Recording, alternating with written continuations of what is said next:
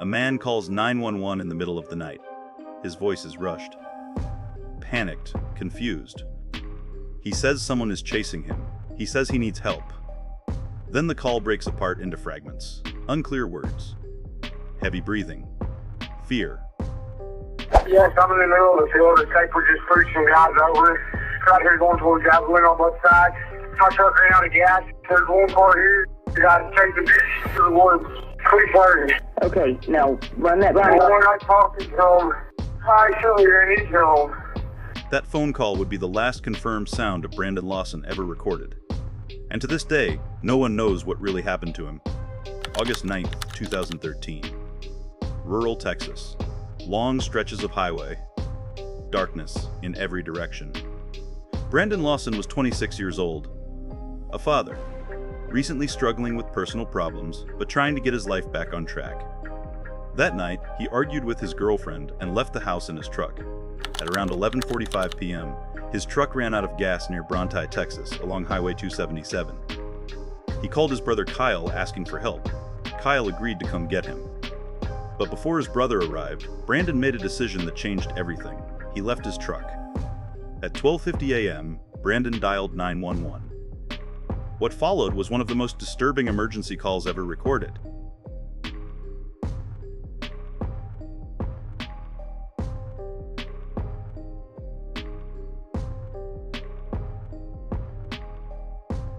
Listeners later argued over what he said.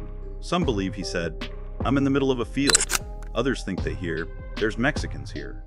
Some hear something even darker. What is clear is this: Brandon believed his life was in danger. The call ended before help arrived. Kyle reached the location soon after. Brandon was gone. His truck was still there. Unlocked. Keys inside. Phone dead. Police searched the area that night and for days afterward. They brought in dogs, helicopters, volunteers. Nothing. No signs of a struggle, just open land, fields, ditches. Investigators struggled to explain the 911 call. Some believed Brandon was experiencing paranoia or hallucinations. Others believed he encountered real danger. The terrain was dangerous. Oil fields, abandoned structures, hidden water-filled ditches. If Brandon fell or was injured, why was there no trace? And if someone was chasing him, where did they go? Brandon's family never stopped searching. They listened to the 911 call hundreds of times. They enhanced the audio, compared interpretations, argued with officials. To them, Brandon didn't sound drunk or irrational. He sounded scared, and fear usually comes from something real. In 2022, nearly 9 years after Brandon vanished, human remains were found less than a mile from where his truck had been abandoned.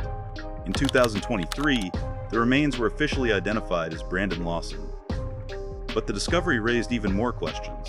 How could his body be missed after so many searches? What caused his death? And what was happening during that terrifying phone call? Why did Brandon leave his truck? What exactly was he seeing or hearing? Was he running from people or from something else entirely? And how did he end up so close to where the search began, yet remain hidden for nearly a decade? The official answers feel incomplete.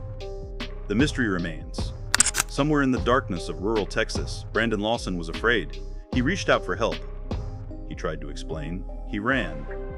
And then he vanished, not into legend, not into rumor, but into one of the most haunting unanswered stories connected to a single phone call. Sometimes, the scariest mysteries are not about what we see, but what we hear. A voice, a breath, a plea for help that comes too late. If you want more true crime stories built around real audio, real evidence, and unanswered questions, subscribe and stay with me. And tell me in the comments, do you believe Brandon Lawson was running from real people, or from something only he could see? Until the next case, stay aware. And never ignore a call for help.